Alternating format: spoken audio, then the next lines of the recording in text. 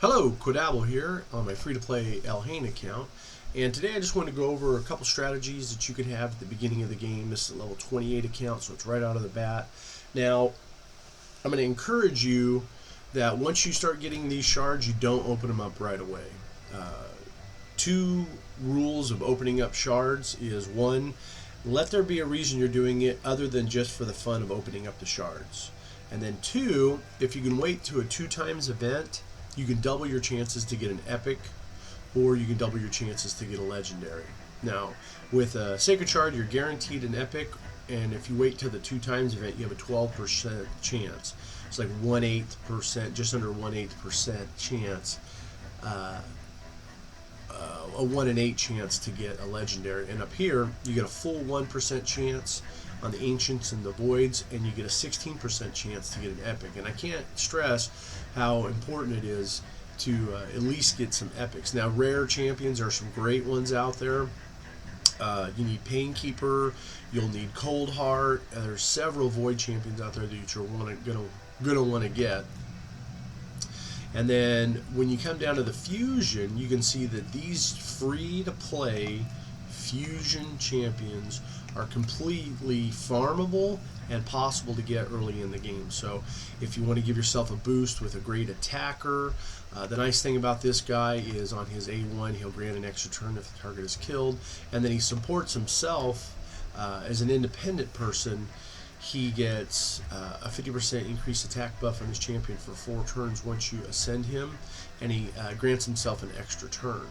And then up here, when he's hit by an enemy, he puts a 15% continuous heal buff on himself. So he heals himself, he gives himself an increased attack, and then he also, if you're using him in the campaign battles as the leader, he'll increase all ally attack percent in the campaign. But that ability, so you give himself 40% increased attack and then 50% increased attack for 4 turns, then extra turn if the target is killed. He can wipe out teams either in the campaign or in the arena. He's just very powerful character.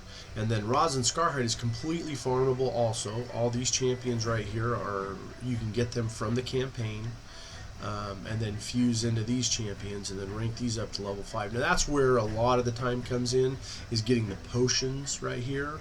And then of course I think these will cost you 100,000 a piece, and he might be 1,000,000, but don't quote me on that, I'm not sure off the top of my head. He might only be 300,000. And then of course you can get Broadmaw. He's a great champion early in the clan boss, because I believe he does poisons.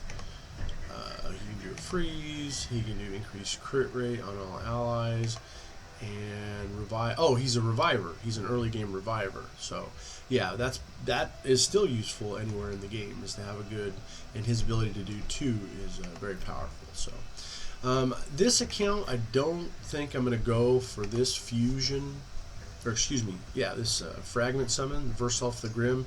And the primary reason for that is this account was so close, and you can see I just hit my first 7-day reward. I started into my next 7-day reward, and this account is on the daily logins and just hit the 7th day. So with that being said, there's this great fragment. This is a good news read right here, and it talks about where and when you can get the fragments. And you need 1,000 points to get these first 5 fragments, and I only have enough shards to get about 300 points, 250 to 300 points, and then you're going to need more in this one.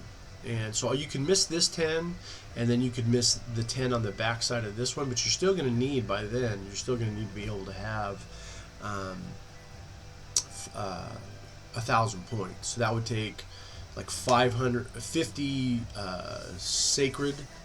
50 ancient shards, or some different shards around there. So with that being said, I just got my first, because I beat the campaign on normal, and the reward for normal campaign is to get 1 shard. Now I'm not going to open this because I want that 16% chance to get an epic champion like Man-Eater, or there's many others out there on the Void side, especially, and also with the Ancient Shards. I'm going to wait to a 2x event to open up these, and I'm also going to try to do them during a Summon Rush or a Champion Chase event. So what we can do here is now go into the campaign. I can show you what it took for me to be easy on the first try. So you can see I already beat it, and this is the team that I used. And FTPElhain is the only one that has any skills upgraded at this point in time. Now King Floss decided to join me. Hello. And he's helping me. He's the comic relief, I guess you could say. I try. Yeah, he tries. He's the lucky one in the family. He's the one that has 4 Void Legendary Champions, because he waited the 2x events. And what'd you do? Pull 2 within 10 shards? Because yeah, that's 10 shards. The Blind Seer and another Little Miss Annie. Yeah, another Little Miss Annie. Wow, I was kind of surprised at that because that was the first one he got. But so on this, you can see that the side characters are helping FTPElhain get there, and then she is able to handle it herself because she has the lifesteal gear, that first 7-day lifesteal gear. So you can see she killed someone, got an extra amount of life, and put an increased crit rate on herself. So that means that she's just going to wipe this guy out. Just fantastic. Pretty sure, yeah, I know. I started off with FTPElhain as well. Yeah. Yeah, fantastic character. Yeah.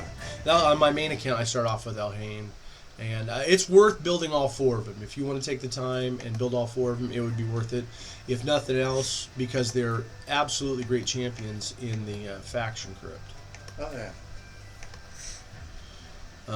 Let's see. So we've seen what it took to beat that champion. Now remember, I'm saving this Void Shard for at least a 2x event, and what I'm going to do is probably save it till next month's Fragment, or I'm going to a 2x event minimum, maybe a Champion Chase event or a Summon Rush. You know, those are all where you can get extra. So you can go over here to your tournaments, and you can use these tournaments also to decide what you're going to do for the day. So you're like, oh, I'm kind of bored, I don't know what to do. Well, go into Spider. Go into Spider, earn 50 points in Spider. You're going to play Spider eventually anyways, and here you can get 50,000 extra silver, and if you take it to 125, you get 100,000 extra silver. That is so light. Yeah. Wow. On the last video I talked about, so you can see this is only 350 points. Wow. To get the 5 fragments. In ours, it was what, 1,500? Oh yeah, no, 1550 easy. Yeah, 1550 to get the fragments. So if you're thinking about doing this and you do have the fragments to beat the Summon Rush or the Champion Chase event, they scale the other tournaments and events down. They scale them down so you actually have a chance. You would have to have so much energy at 3 points or 4 points per item that you get to get 1,500. And they know that. They want everybody to have a chance. Yeah. So, luckily, though, at the very beginning of the game, you get so much energy. yeah, I haven't gotten down to 0 yet. I have not gotten down to 0 yet, and I'm at level 28. And I still have energy over here, and I think I've said earlier in the video that you save these until you're at least energy 100, because these potions equal a fill-up of your max energy. Yeah. So that's the same thing over here. Like these energy ones, I don't open those up until toward the end of the day, the reset, because I might have leveled up and it might be worth 1 or 2 extra energy. But as you can see over here in my challenges, I did beat the campaign on normal. I'll go ahead and collect that, and you get 100 energy. And that doesn't increase or decrease, so I can collect that now. And then now you can see if I go into campaign levels, campaign locations hard or higher, I can now start working on these 4-star equipment and stuff like that. The books are worth it. I just finished my challenges, and I'm a year into it now. Yeah. Yeah, so these are always good rewards for these challenges. Like this one, part 3, part 5 will probably be a legendary book. And on the artifacts, the dungeons are shards, so that the top part 5 will be a sacred shard. Yep. You get 2 void shards, I think, out of that too. Yeah, So again, they want you to have what it takes to play the game, but at the same time, Takes a little bit of effort. it takes a little bit of effort. And for you to get the most rewards, you have to have a little discipline and not just open these shards up. So, I mean, right now I could open this up and get some good champions, but that's all I would be getting is the champion. So if I wait to the 2 times event, I could get a better champion. On a 10 times event, I have a better chance of getting specific champions. And if I do it during a summon rush, I'm actually like this event for the spider. Just for doing it, I'm going to get paid to play that out. Or the random lucky occasional 2 times and 10 times event. Yeah, we just had that where it was a 2 times event for the shard to get epic or legendary, and then there was a void Sir Nicholas out there. Yeah. That he had a 10 times chance to get, which I didn't. I didn't even put any void shards into it. Yeah, we're saving those up for other events, and when if you don't need all the points, you should even stop before you open a ball. You just open up what you need. Treat them like a resource. Well, this video is long enough, and I just want to thank you for watching today, and when this account hits level 50, it should be up for grabs. So have a good one. All right, bye.